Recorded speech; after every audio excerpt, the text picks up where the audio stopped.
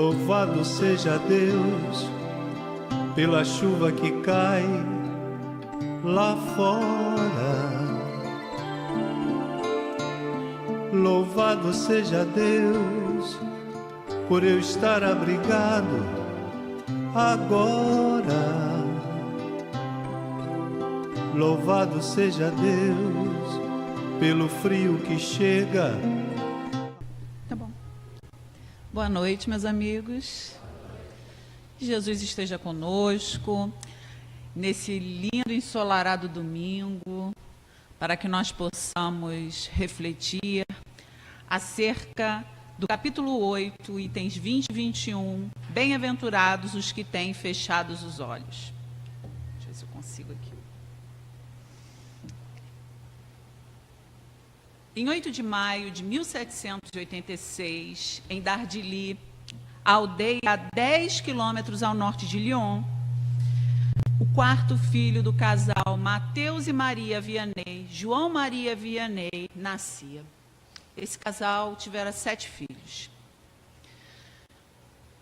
Como naquela época, eram aldeias pequeninas, as famílias criavam o seu próprio sustento e precisavam muito dos seus filhos para que ajudasse nesse sustento, na vida, na construção disso tudo. Mas o jovem João Maria Vianney tinha já desde cedo dentro dele a proposta de trabalhar para Deus, de trabalhar para a mensagem de Cristo Jesus na terra. E assim ele queria ir para o sacerdócio. O pai dele relutou, era menos um braço forte para lhe dar, para ir ao trabalho. Mas mesmo assim, na escola, ele conheceu e se tornou amigo do padre Fournier, e aos poucos esse desejo dele foi aumentando, até que ele conseguiu, amparado por esse amigo, entrar no sacerdócio. Aos 20 anos, ele seguiu para École, na casa do seu tio Humberto. Ele sabia ler, mas escrevia e falava muito mal o francês. E para o sacerdócio da época, além de saber ler e escrever muito bem o francês, era preciso que ele soubesse também o latim. Porque todas as missas, todos os estudos eram feitos com base nessa língua, que hoje é dita língua morta, língua antiga. Em 28 de maio de 1811, com 25 anos de idade, na Catedral Saint-Jean, tornou-se clérigo da diocese. Mas entre os seus pares ele tinha fama de ignorante, por vir de uma aldeia tão simples. A França daquela época haviam vários dialetos. E, ou por acharem muito ignorante, ou por acharem que ele tinha as características necessárias, mandaram o jovem Vianney, aos 25 anos, para a cidade mais difícil, Ars-en-Dombes. Vocês me desculpem se eu não souber pronunciar direito francês, mas depois, se alguém quiser, puder, seria legal poder pesquisar essa página, né? E Ars não era uma cidade de pobres. Ars era uma cidade de miseráveis. O jovem Vianney foi para lá, de carroça. Na carroça levava poucos utensílios. Teve dificuldade para chegar no local, porque, como eu disse, haviam muitos dialetos, ele mal sabia falar e escrever o francês, ainda teve que se comunicar com um rapaz de lá, que tinha um dialeto próprio em Ars. Mas, contrariando as informações que a gente leu, uma das coisas mais importantes que o jovem Vianney levou foi a sua coleção de 300 livros para estudo.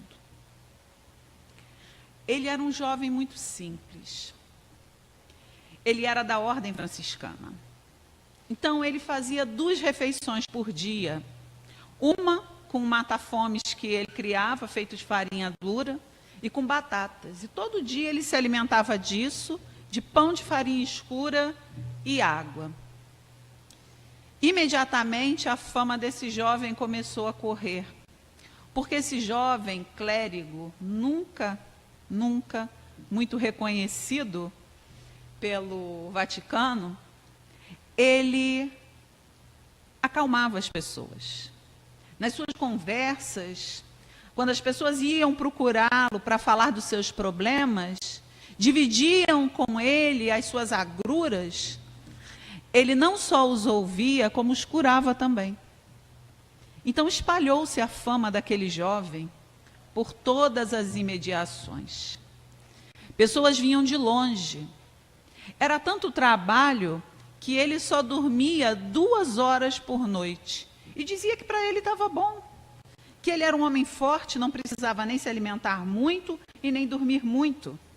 Ele conseguia sempre atender à sua vocação, aquilo que ele necessitava. Por volta de 1830, era muito grande o fluxo de pessoas que se dirigia a Ars. Os peregrinos, eles não tinham outro objetivo senão ver o pároco e, acima de tudo, poder confessar-se com ele.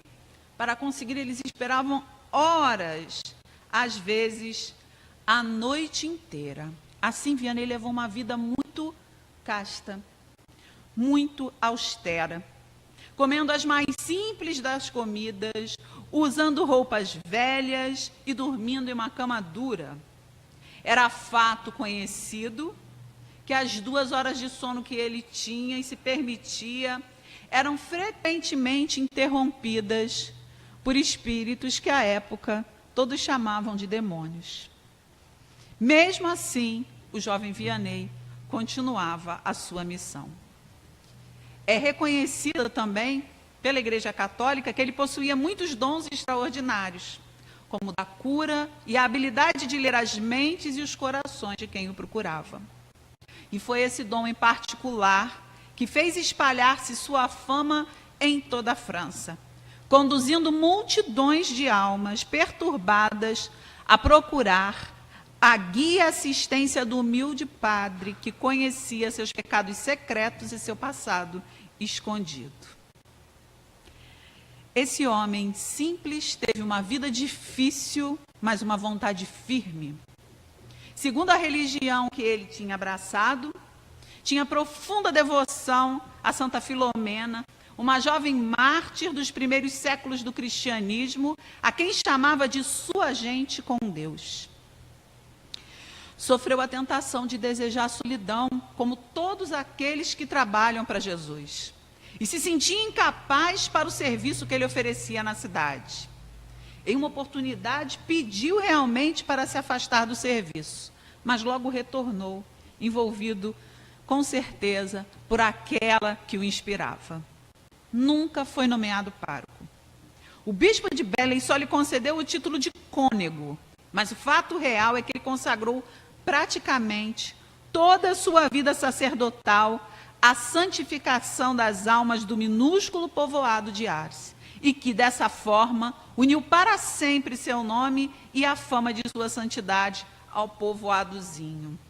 No dia 4 de agosto de 1859, depois de receber as consolações finais da religião que abraçava, completamente exausto pelos labores apostólicos e pelas penitências adicionais que ele infligia ao seu corpo, que era comum à época, Vianney deixa esse mundo.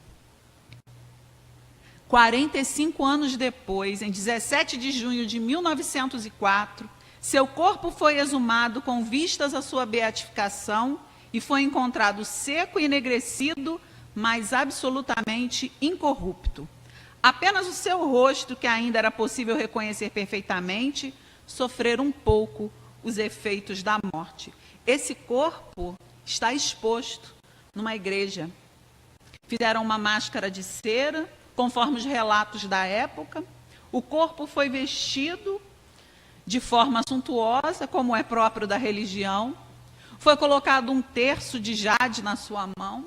Está lá emolduradozinho, para quem quiser visitar Ars e a igreja onde está depositado o corpo. As pessoas que visitaram e que eram, na época, crianças pequenas, ao ver, reconheciam e falavam: sim, é ele, é o padre Vianney que está ali. E é desse homem, é da autoria desse homem, digno e virtuoso, como assim os descrevem os espíritos da codificação, no capítulo 17, Sede Perfeitos, item 8, Instruções dos Espíritos, intitulada A Virtude, o texto da codificação que estudaremos. Em 1859, Vianney deixa esse mundo. Em 1863, ele dá a página que nós vamos estudar hoje, que consta do Evangelho segundo o Espiritismo. No capítulo 8, Bem-aventurados os que têm puro coração, que fala principalmente sobre a simplicidade e a pureza do coração, como assim narra Mateus no capítulo 5, versículo 8, Bem-aventurados os que têm puro coração, porquanto verão a Deus.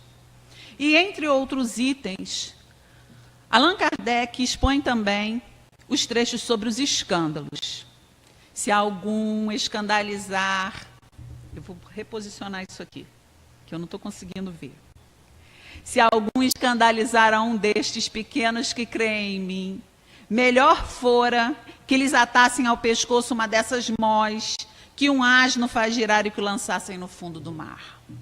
Ai do mundo por causa dos escândalos, pois é necessário que venham escândalos, mas ai do homem por quem o escândalo venha. Tende muito cuidado em não desprezar um destes pequenos. Declaro-vos que seus anjos no céu veem incessantemente a face de meu Pai, que está nos céus, porquanto o Filho do Homem veio salvar o que estava perdido. Se a vossa mão ou o vosso pé vos é objeto de escândalo, cortai-os e lançai-os longe de vós. Melhor será para vós que entreis na vida tendo um só pé ou uma só mão, do que terdes dois e serdes lançados no fogo eterno. Se o vosso olho vos é objeto de escândalo, arrancai-o e lançai-o longe de vós. Melhor para vós será que entreis na vida tendo um só olho, do que terdes dois e serdes precipitados no fogo do inferno. Essas são palavras de Jesus, narradas por Mateus, capítulo 5, versículos 29 e 30, capítulos 18, versículos 6 a 11. A gente dá a referência porque eu sei que algumas pessoas depois vão reassistir.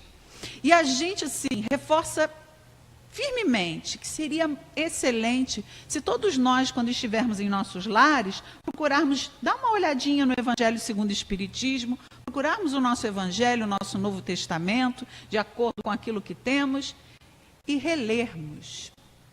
Porque pouca coisa, às vezes, fica gravada daquilo que a gente fala. E nós somos estudiosos, todos nós aqui. Nós todos estamos aqui juntos, refletindo, embora só eu esteja expondo. Então, é importante que ao chegar nos seus lares, vocês, em algum momento, peguem esses textos e leiam. Nós vamos falar sobre o item 20. Bem-aventurados os que têm fechados os olhos, que faz parte do capítulo 18 do Evangelho.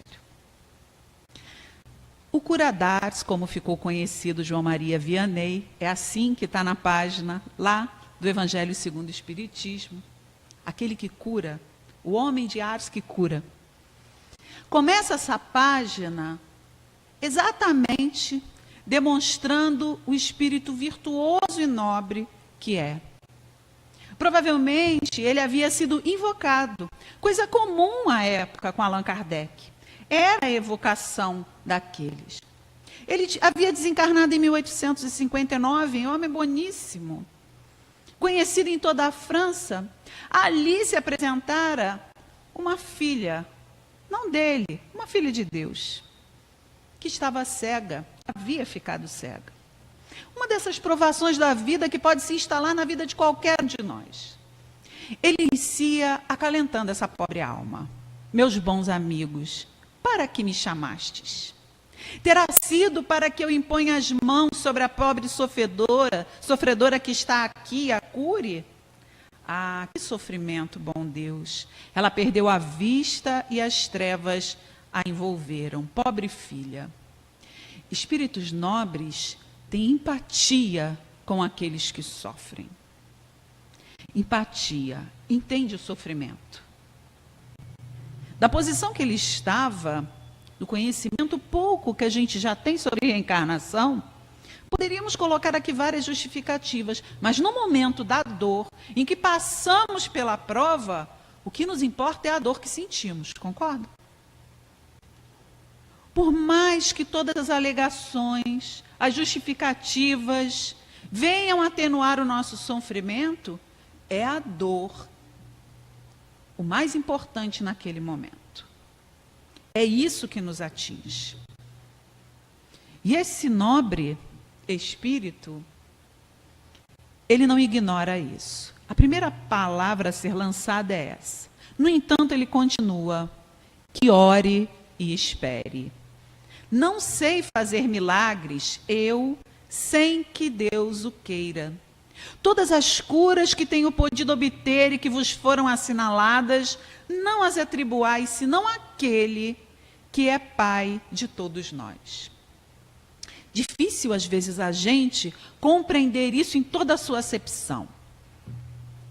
Até para nós espíritas, que estudamos já há algum tempo, nós queremos atribuir a um irmãozinho que tem problemas conosco de outras vidas, aquela pessoa invejosa que, ao saber dos nossos planos, fez imediatamente com a sua inveja que aquilo tudo desse para trás.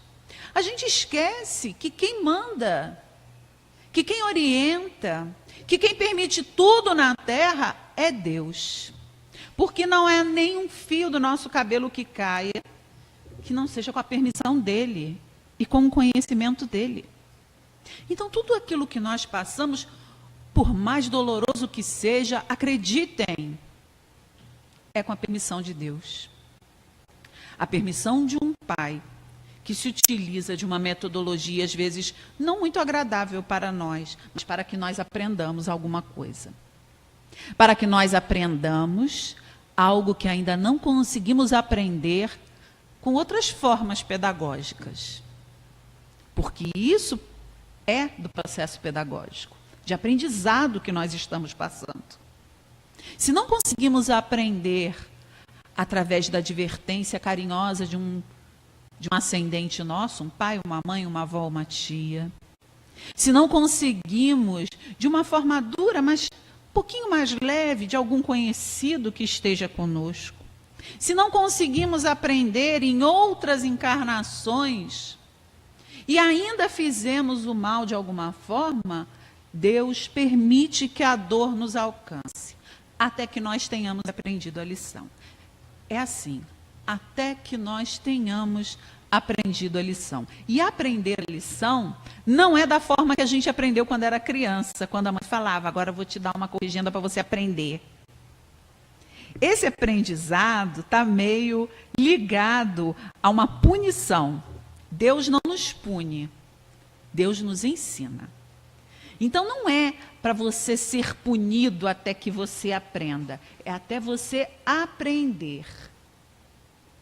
Aprender por que aquilo faz parte da sua vida. Aprender por que aquilo momentaneamente é necessário, nesse seu contexto, nessa sua encarnação. Por que aquela dor está te desafiando? Até porque a realidade do mundo espiritual não nos livrou de certas dores materialistas. Nós continuamos tendas. Nós sabemos que isso aqui tudo passa, que a gente não vai botar nada dentro do caixão e levar com a gente. Que não existe um portal tridimensional que vai sair desse mundo físico para o mundo espiritual. Mas nós ainda sofremos com algumas materialidades, ou com a ausência de algumas materialidades na nossa vida. E às vezes o nosso grande objetivo é nos livrarmos desse apego, nem que ele seja o corpo físico. Só Deus sabe. Só Deus reconhece as nossas dificuldades imortais. Só Ele é o pedagogo divino que pode permitir essa mudança em nós através de ações específicas, pontuais. Por mais que seja-nos difícil admitir isso, é mais fácil botar a culpa em alguém. Então a gente bota a culpa no espírito obsessor, no olhar invejoso de alguém, a gente bota a culpa na família que a gente teve, a gente sai botando culpa em todo mundo, no médico que não conseguiu. Mas a verdade é que é Deus quem permite tudo. Porque quando Ele percebe que nós não precisamos passar por algo, simplesmente aquilo é desviado da nossa vida, do nosso caminho. É duro, mas é verdade. Continuemos com Vianney. Nas vossas aflições, olha, ele acalentou, estabeleceu uma empatia com aquela irmã, falou que ela orasse e esperasse porque ele não poderia fazer mais, que quem faz mais é Deus, e agora ele dá uma sugestão: nas vossas aflições, volvei sempre para o céu o olhar e dizei do fundo do coração: meu Pai, cura-me, mas faze que minha alma enferma se cure antes que o meu corpo. Que a minha carne seja castigada se necessário, para que minha alma se eleve ao teu seio com a brancura que possuía quando a criaste.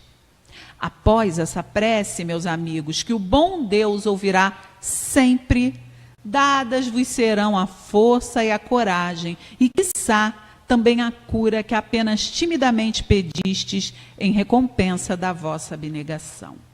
Nós podemos pedir. Nós podemos usar do nosso livre-arbítrio, mesmo sabendo que Deus permitiu que aquilo acontecesse na nossa vida, para que Ele nos cure, para que Ele nos livre daquela situação. Mas veja, é uma oração com humildade.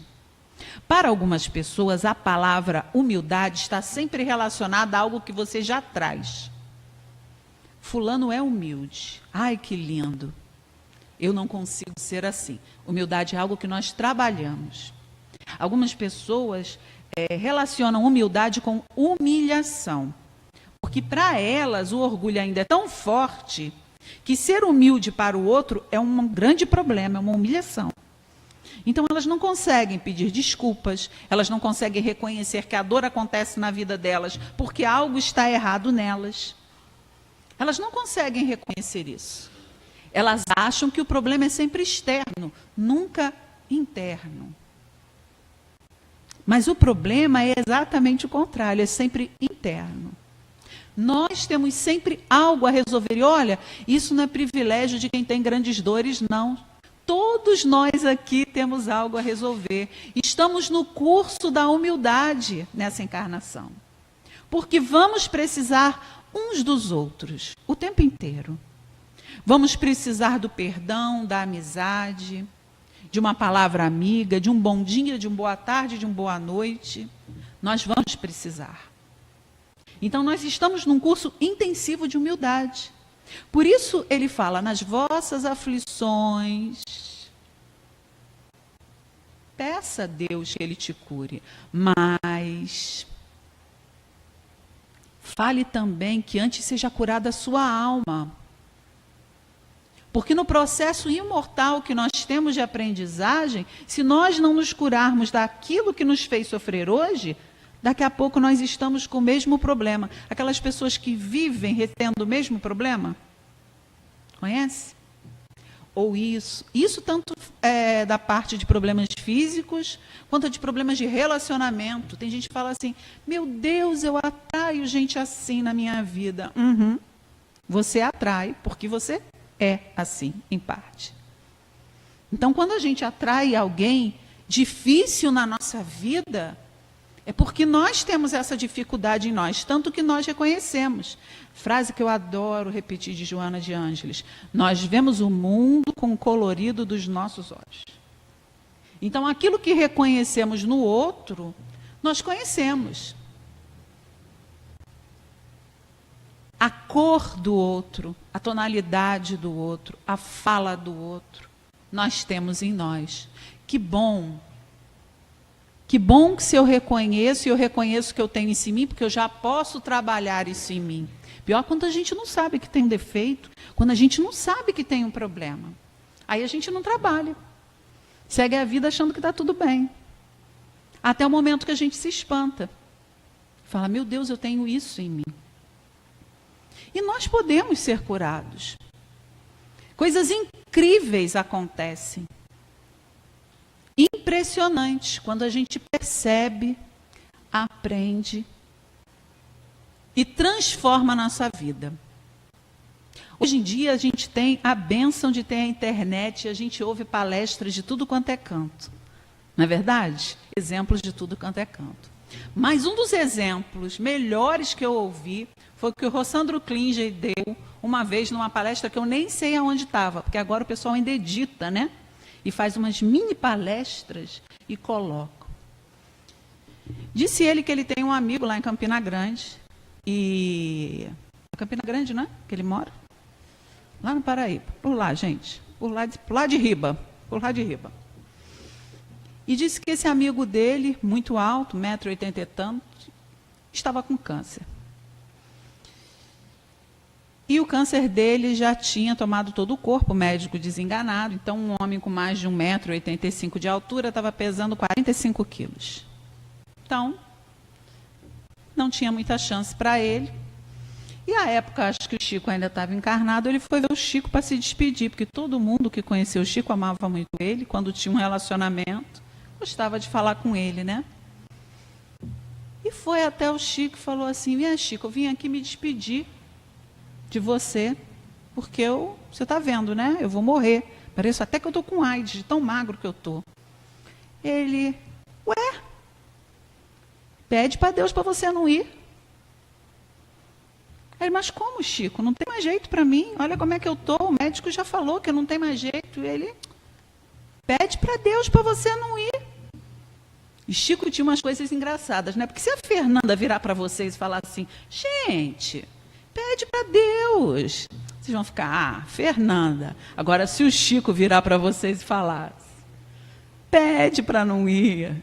A gente ia pensar, né, Janeiro? A gente falar, não, ele falou, opa, vou parar aqui para ouvir, alguma coisa tem nisso aí. E ele voltou para a cidade dele e um dia recebeu um telefonema de um outro amigo. E esse outro amigo virou para ele e falou assim, fulano, eu soube que tem um centro espírita lá no Rio de Janeiro, Frei Luiz, que faz umas curas. Você já está desenganado mesmo, amigão ele. Por que você não vai? Tenta. Ele, será? Tenta, vai. E ele foi. Se alguém conhece o Frei Luiz, sabe que lá tem uma disciplina muito grande quanto à ordem de chegada, à entrada, é muita gente, as pessoas vão lá para pegar ficha, né? É um centro espírita que ainda acontece materializações, fica lá na Boiúna, é longe, fica tudo lotado em volta, é complicado. E ele foi nessa empreitada, se hospedou em Copacabana e disse que quando ele desceu, por causa da medicação que ele tomava, ele teve uma diarreia na hora, no ponto de táxi, que acabou com tudo. Ele falou, acabou, não tem como ir. Mas nessa hora ele lembrou do Chico. E aí ele fechou os olhos e falou assim, Deus, se eu tenho que ser curado, então você me deu uma resposta agora. Ele, mas eu não quero essas respostas enigmáticas que você dá, não. Eu quero uma resposta objetiva, para agora. E ele abriu o olho. E quando ele abriu o olho, disse que na frente dele tinha uma moça, uma senhora parada dentro do carro, fala, moço, moço. Ele olhou para o lado. É você mesmo, moço. Toma aqui uma calça do meu marido, que a mulher, todo mundo viu o que aconteceu, né? Toma uma calça aqui do meu marido para o senhor. Ele já olhou para cima, achou estranho. Entrou numa farmácia, comprou lenços umedecidos, foi no banheiro, deu um jeito na vida, trocou a calça. Quando ele saiu, pegou um táxi. O táxi sabia onde era o Frei Luiz, conhecia um atalho. Foi. Quando ele chegou dentro da sala, todas as senhas já tinham sido distribuídas. E ele disse que quando entra dentro da sala, um celular toca. E uma pessoa que estava sentada atendeu, alô, hã? Mas agora? Então tá bom. A pessoa se levanta, olha para ele e fala, toma, moço, eu não vou poder ficar, fica com a minha ficha. Ele pegou a ficha, sentou e ficou quietinho. E entrou para fazer o tratamento. E quando ele entrou para fazer o tratamento, médium, mediunizado, passando a mão em cima dele, fazendo. Ele, aí, senhor, tudo bem? Tudo bem. O senhor está se sentindo bem? Estou. Gostou da objetividade de Deus, meu filho? Ele, porque nem nós, os espíritos dessa casa, sabemos como foi que Deus deu um jeito para você estar aqui dentro. Nós duvidamos. Porque nós ainda aliamos a possibilidade de Deus nos dar alguma coisa com punição. Nós achamos que estamos sendo punidos. Nós nos apegamos à dor e à doença. Nós nos apegamos àquela situação. É a vida, é assim. Eu tenho que passar por isso. Se isso, de uma forma, é um alento para o nosso coração, por outro lado, não pode nos restringir na nossa fé. Então você veja, é um homem que à sua época curava as pessoas em nome de Deus, com a permissão de Deus, que está dizendo, vocês mesmos, nas suas aflições, podem pedir para serem curados. Podem pedir para que isso pare, para que isso saia das suas vidas. Façam isso, mas condicionem. Coloquem a condição que antes, Senhor, seja curada a minha alma enferma, para que eu realmente fique curado de vez e nunca mais venha a ter isso. Continua Vianney. Após essa prece, meus amigos, que o bom Deus ouvirá sempre, dadas vos serão a força e a coragem, e quiçá também a cura, que apenas timidamente pedistes em recompensa da vossa abnegação.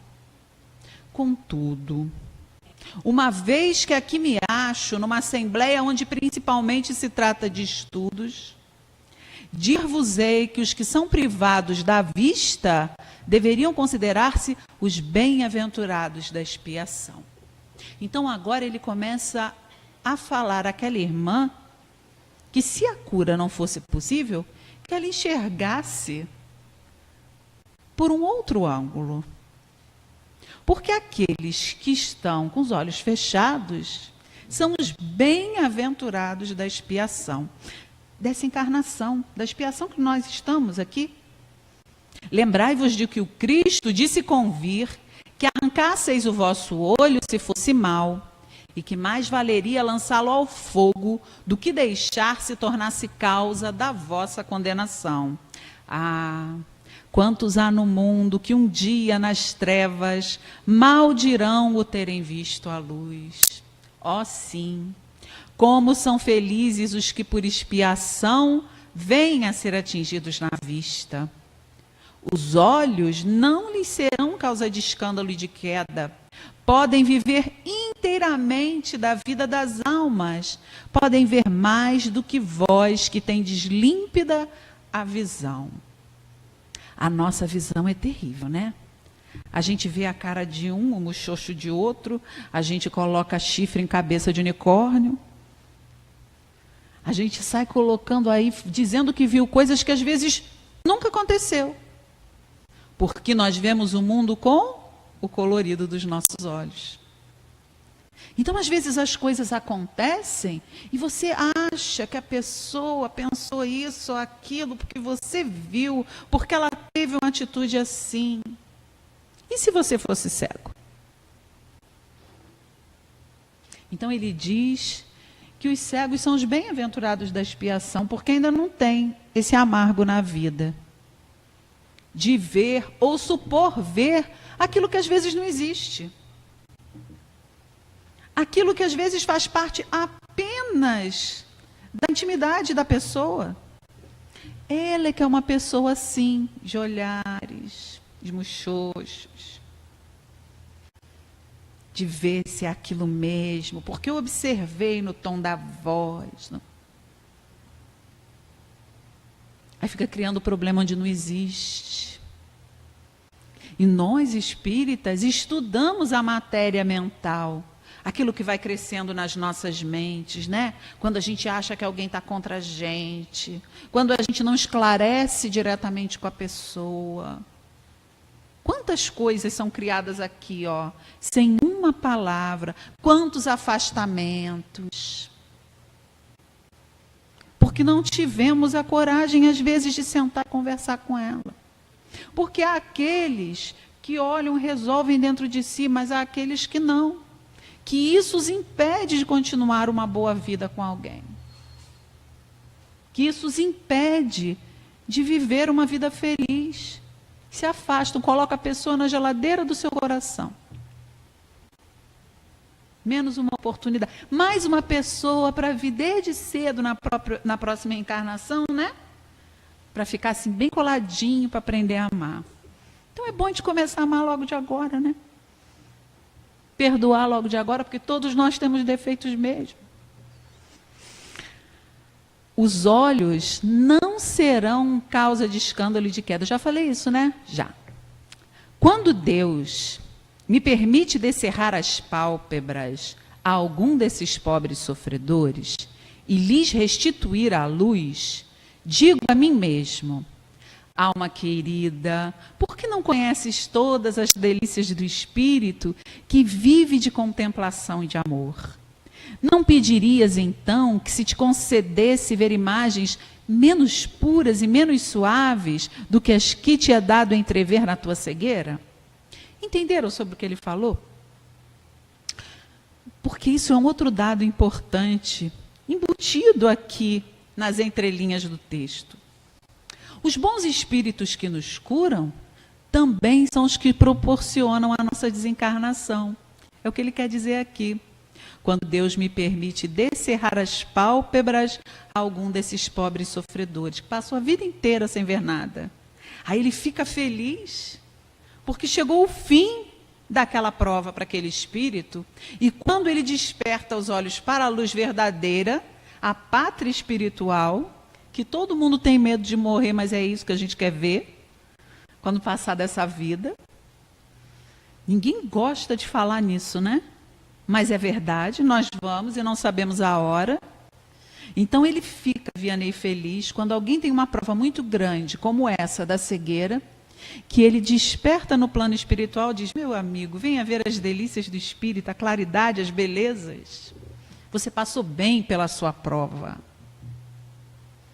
É uma alegria, não é?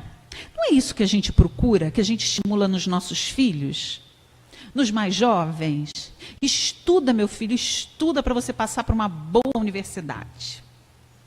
É o sacrifício, sacrifício, sacrifício, para que mais à frente ele consiga viver as delícias de tranquilamente estudar e estar num local mais apropriado para ele. Não é verdade? A gente não fala isso? Trabalha, estuda. Esse é o sacrifício que Deus nos impõe. Cada um de nós tem uma dificuldade para superar. Mas essas, as que nos parecem mais difíceis, devem aguardar essas pessoas um lugar melhor, se elas souberem passar bem por essa prova. Não pedirias, então, que se te concedesse ver imagens menos puras e menos suaves do que as que te é dado entrever na tua cegueira? Não foi isso que a pessoa sonhou a vida inteira? Ver as imagens lindas? Ele foi privado, às vezes, de ver imagens horríveis nesse mundo, porque, convenhamos, amigos, o que nós temos visto não é fácil. E se a gente tem a oportunidade de ver trechos de palestras via Facebook, via WhatsApp, no YouTube, como o Congresso de Goiás que está acontecendo agora, e a gente está vendo como se fosse na televisão, quem tem uma internet um pouquinho mais estável, fantástico, maravilhoso. Oportunidade de vários palestrantes. Lado a lado nós vemos as imagens horríveis que resolvem colocar nessas mesmas frentes. De animais sofrendo. De política, política e política. Chega, cansa nossa alma. Ver colegas desejando a morte das pessoas. Cansa, acho que eu já falei isso da outra vez, mas não parou, a gente vai falar de novo, né, Márcio? A gente cansa de ver os outros desejando a morte do outro. a morte, a infelicidade, a tristeza. Como a gente pode fazer isso se nós não queremos a doença, a infelicidade para nós? Se nós queremos a cura e o livramento das situações. Então a gente não pode desejar isso para o outro. A Fernanda, a gente quer justiça, todos nós queremos uma justiça. Uma justiça de Deus também, né? Porque a justiça dos homens, se a gente for deixar como está sendo narrado ali nas mídias, a coisa vai ficar muito feia. Então, se nós queremos algo para nós, devemos querer o mesmo para o outro. Nós não aceitamos mais o inferno.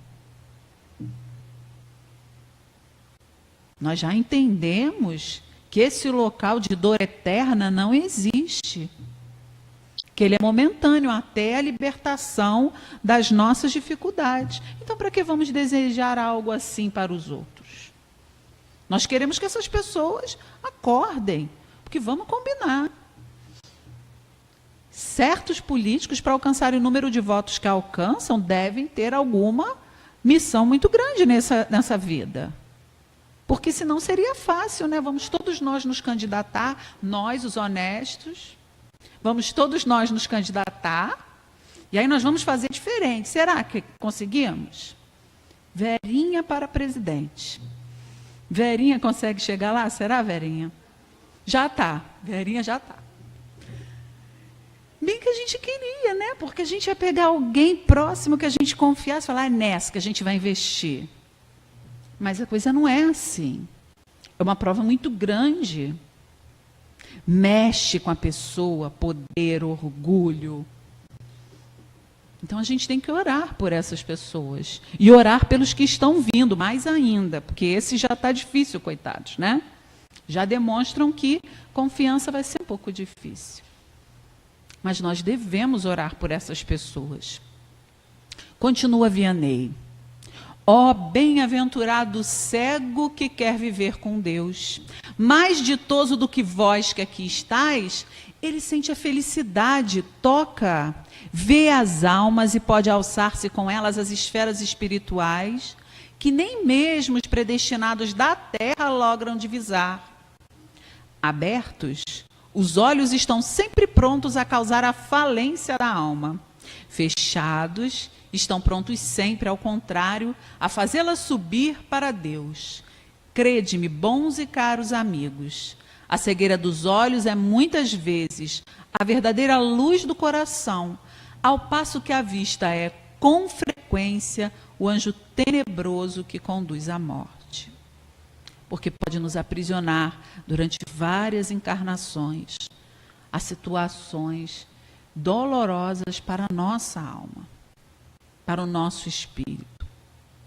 Vianney, assim, despede-se de todos, dirigindo umas últimas palavras à pobre sofredora que ele falou. Espera e tem bom ânimo. Se eu te dissesse, minha filha, teus olhos vão abrir-se, quão jubilosa te sentirias. Mas quem sabe se esse júbilo não ocasionaria a tua perda. Confia no bom Deus, que fez a ventura e permite a tristeza. Farei tudo o que me for consentido a teu favor, mas a teu turno ora, e ainda mais, pensa em tudo quanto acabo de te dizer. Antes que eu me vá, recebei todos vós que aqui vos achais reunidos a minha bênção. Ele não deixa a irmã desamparada. Ele ainda compromete-se com a dor dela, em falar que vai fazer todo o possível para que seja amenizada. Como assim também comprometem-se inúmeros irmãos espirituais na nossa jornada com a nossa dor. Quando nós colocamos a roda da caridade para funcionar.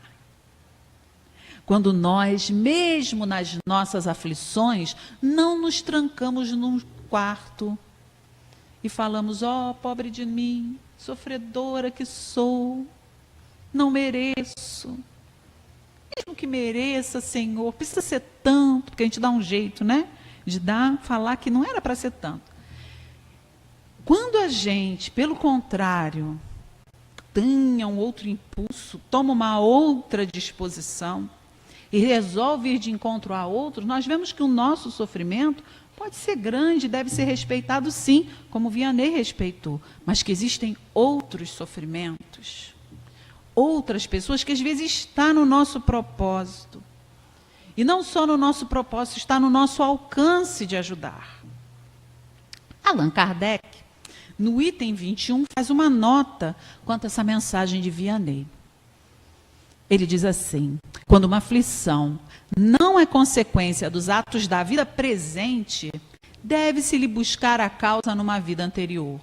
Tudo aquilo a que se dá o nome de caprichos da sorte, mas não é do que efeito da justiça de Deus, que não inflige punições arbitrárias, pois quer que a pena esteja sempre em correlação com a falta. Explica. Quem matou a espada, pela espada perecerá. Palavras que se podem traduzir assim: a criatura é sempre punida por aquilo em que pecou. Fernanda, Kardec usou a palavra punição. Gente, eu sempre falo, Kardec era o quê? Francês. O francês, ele é um povo o quê? Direto. Não só o francês, mas os espíritos de uma envergadura um pouco maior do que a nossa, são espíritos diretos. Quem já ouviu os causos de Emanuel com Chico e os causos de Divaldo com Joana, vai saber disso. Eles não passam a mão na cabeça dos seus tutelados. Por isso que eu agradeço todo dia a Deus e falo: obrigada, Senhor, porque eu não vejo meu mentor. Porque a gente já briga com tanta gente. Brigar com o mentor ia ficar difícil, né, Ligiane? Porque mentor é assim.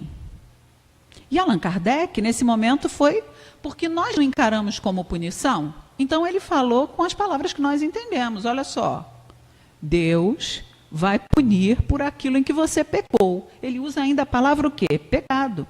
Que para nós a gente não usa mais. É um erro do espírito.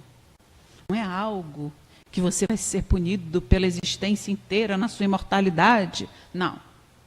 É um erro que a gente precisa aprender. Continua o codificador. Se, portanto, alguém sofre o tormento da perda da vista, é que esta lhe foi causa de queda. Talvez tenha sido também causa de que outro perdesse a vista, de que alguém haja perdido a vista em consequência do excesso de trabalho que aquele lhe impôs, ou de maus tratos, de falta de cuidados, etc. Nesse caso, passa ele pela pena de talião. Pena de talião, lembram? Olho por olho, dente por dente. Que o Haroldo Dutra Dias explica que foi um avanço para a humanidade. Vocês já viram essa explicação dele? Ele diz que a época em que houve a pena de talião, que era assim: alguém entrava na sua casa e roubava uma ovelha sua. A pessoa ficava tão indignada que ela ia lá, matava você, matava a sua família, roubava todas as suas ovelhas. Então, ali não havia-se a pena de talião estabelecida. Não era, você pegou uma ovelha minha, eu vou pegar uma ovelha sua. Era, você pegou uma ovelha minha, você vai morrer. E eu vou fazer acontecer na sua vida. Tem gente que agora, no século 21, 2018, ainda não conhece a pena de talião. Ainda age como bárbaro. Se você fizer isso para mim, eu vou fazer um inferno na sua vida, eu vou fazer isso, aquilo, não é verdade? Então, a pessoa não entrou nem na pena de talião. Porque a pena de talião seria, por exemplo, a justiça. Olha só, você quebrou o meu copo, então você agora tem que devolver o meu copo. Aí você fala: mais um copo, Fernanda? Sim, mas pelo menos a pessoa exigiu só o copo. Tem gente que ainda não entrou nessa lei. Tem gente que ainda tem que aprender lá os 10 mandamentos da lei mosaica. Porque não consegue entender ainda. Aí a gente entende o porquê da diversidade das religiões no nosso planeta. E como elas são importantes para o avanço do espírito. Cada um está onde quer. E com aquilo que precisa apreender. Continua Kardec. É possível que ele próprio, tomado de arrependimento, haja escolhido essa expiação aplicando a si estas palavras de Jesus: se o teu olho for motivo de escândalo, arranca-o. O próprio Espírito, ao planejar a sua encarnação, pede algo na sua vida para que ele possa tornar a alma dele mais clara, como Vianney falou, assim como Deus a criou. Porque se nós fomos criados simples e ignorantes, na nossa essência fomos criados o quê? Bons. Nós é que tomamos o outro caminho. Nós é que vamos fazendo as escolhas erradas, acreditando que para alcançar a felicidade, a alegria, a paz, precisamos tomar certas atitudes. Como essa em relação ao outro? Se ele me machuca, eu não vou só machucar ele, eu vou aniquilar com ele. Há pessoas que ainda pensam assim. E vivemos hoje, meus amigos, num mundo onde isso impera. Nós que estudamos o Evangelho, que estudamos a codificação, ou pelo menos que nos abrimos a essas informações, precisamos ter aqueles ouvidos de ouvir que o Mestre recomendou. Porque essas coisas, elas não acontecem no momento em que nós saímos preparados, elas nos pegam de surpresa. Na vida, a prova não tem data marcada. É sempre prova surpresa. Ela vem, às vezes, no momento em que parece que tudo está mais complicado na nossa vida. A gente não está esperando. A gente nunca imaginou que isso pudesse nos acontecer. E aí acontece. E aí exige de nós esses reconhecimentos de informação, de lições que ouvimos. Por isso a gente, quando está aqui na Casa Espírita, e que a Casa Espírita oferece vários cursos, várias fontes de estudos para a gente ter, a gente recomenda assim para as pessoas terem cuidado com aquilo que elas ouvem, com aquilo que elas leem fora da casa, porque senão a nossa cabeça fica meio confusa. Parece que a gente está sempre ouvindo e servindo a dois senhores. Aquele que nos recomenda a humildade, a caridade, o amor, o perdão ao próximo, mas aquele que enaltece o nosso ego, nosso egoísmo, nosso orgulho. Aquele que as pessoas dizem: ah, deixa de ser boba. Você não precisa fazer tudo o que os outros querem, você não precisa ser amável com todo mundo, você não precisa se submeter a tudo. A gente precisa sim, se for isso que for esperado de nós. Nós é que precisamos avaliar a nossa vida. Precisamos avaliar aquele meio em que nós estamos inseridos. Para ver o que Deus espera, o que Deus planejou junto a nós. Porque nós não estamos vindo aqui enganados. Existe um véu de esquecimento, mas que nós reconhecemos rapidamente. Assim como nós reconhecemos as pessoas com quem andamos. Como nós reconhecemos? Através do sentimento. Essa pessoa me inspira bons sentimentos. Pelo que aprendi, devo ter já uma boa afinidade com ela, às vezes de outras vidas. Não há pessoas que a gente se reconhece, são mais irmãos, às vezes, do que os nossos próprios irmãos.